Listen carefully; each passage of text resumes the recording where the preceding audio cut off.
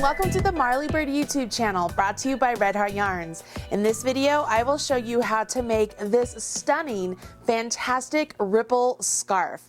This scarf is a wonderful beginner lace pattern that uses a new yarn by Red Heart called Red Heart Super Saver Stripes. That's right, all the color work you see in this scarf is done in the yarn. So the yarn does half the work for you. All you have to do is repeat the lace stitch pattern, which is so simple. I know it's listed as an intermediate pattern, but this lace stitch pattern is very easy. As long as you know how to do knits and purls, I can show you how to do row 3, which is the big lace action row, and you will have a wonderful new stitch to add to your knitter's toolbox, and you can make this really great scarf using this really wonderful new yarn. Now, this scarf pattern is a free pattern over on redheart.com. You can find the information regarding the pattern, the yarn, the needles, the stitch markers in the video description box right down there below. There is a link, and while you're down there, go ahead and smash that like button, as my kids say, so that other people know you enjoyed this video. Once you have your free pattern, go ahead and join me back over here. I want to show you the close-up of this scarf, explain a little bit how the stitches work when it comes to lace, and then I will show you how to do the row 3 for the lace stitch pattern.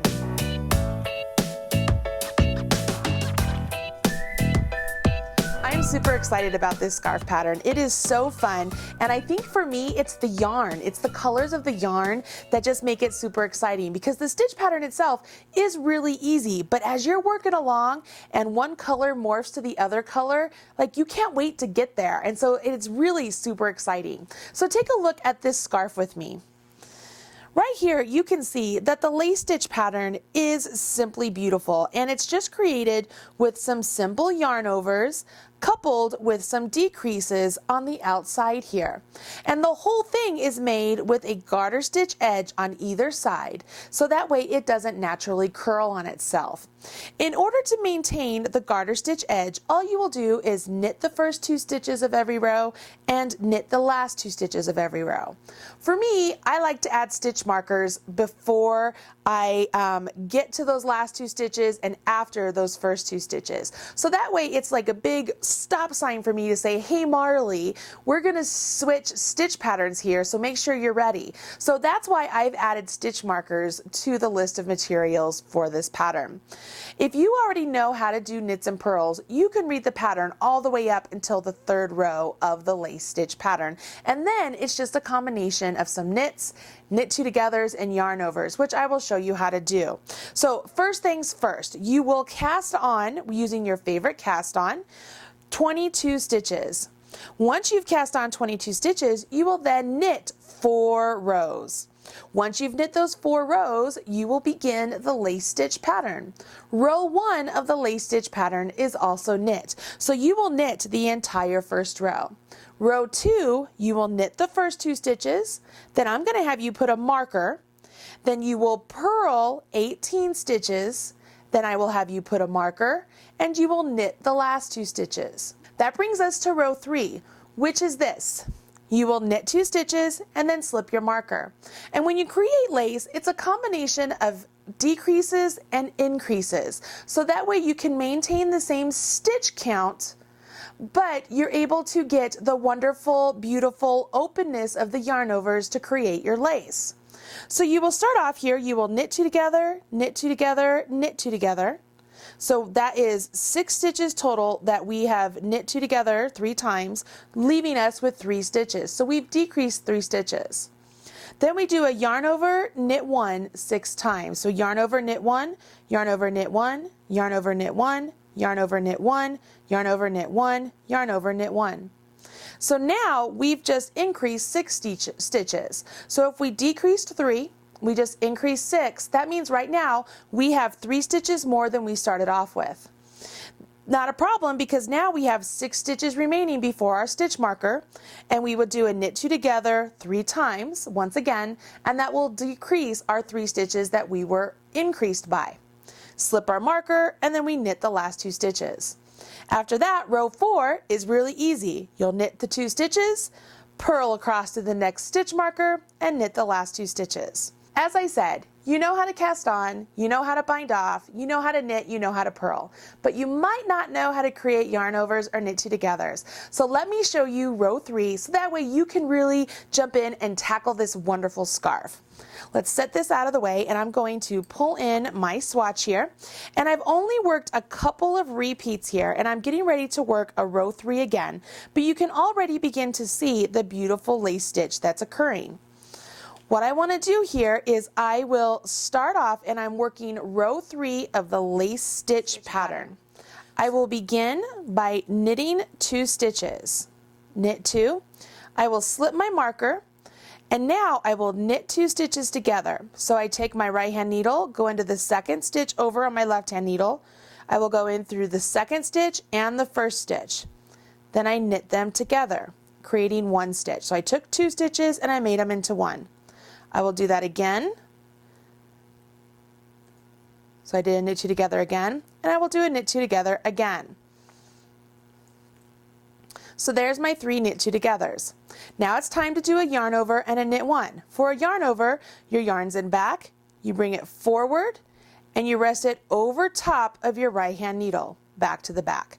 That little yarn right there as it rests on my right hand needle, that's my yarn over. And now I knit 1 stitch.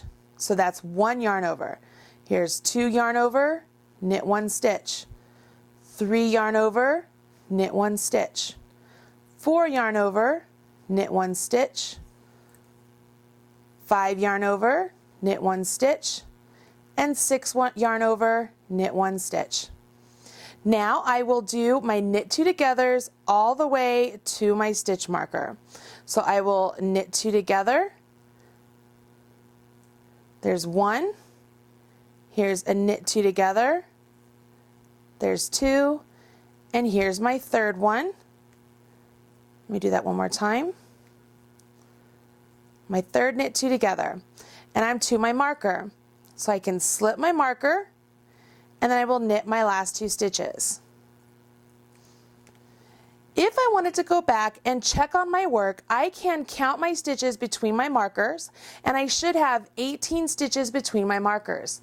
If you're going along and you're working your yarn over and your knit 1s and you lose track, all you need to do is look at your work before you turn and just find the yarn overs and count them. You'll notice that they are the ones that look like there's a big hole there. So there's 1 yarn over, there's a knit 1, there's 2 yarn over, there's a knit 1, there's 3 yarn over, there's a knit 1, there's 4 yarn over, there's a knit 1, 5 yarn over, there's a knit 1, 6 yarn over, there's a knit 1. So you can keep track this way. Row 4 is simply to turn your work. You will knit those first 2 stitches. Remember that marker is there to remind you, hey, you need to treat me different out here. You will slip your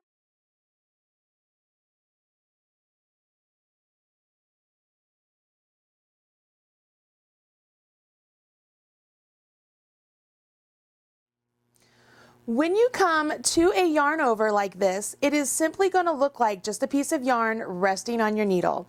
You will treat it just as if it's a regular stitch. So put your right hand needle through the yarn over your needle, and then bring it through.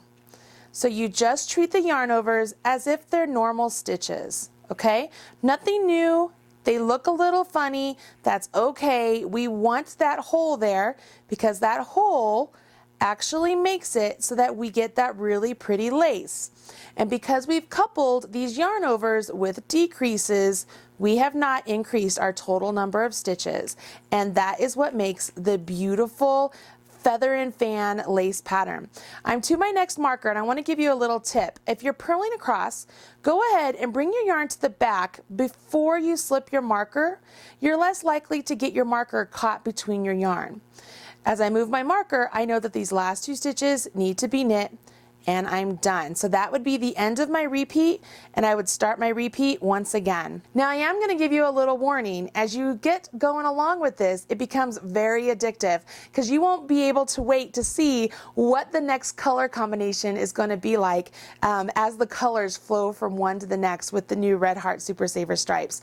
It is simply just gorgeous. Now that you know how to make the fantastic ripple scarf, I hope that you will run out, grab yourself some Super Saver stripes yarn, some needles and some stitch markers, and make this beautiful lace project. I'm Marley Bird, proud spokesperson for Red Heart Yarns, and I'll talk to you again soon. Bye. Oh my gosh, I cannot wait to try out all of these new colors of the Red Heart Stripes yarn. I don't know about you, but they are so bright and they just make me salivate, and I'm so excited. What are you going to make with your new yarn?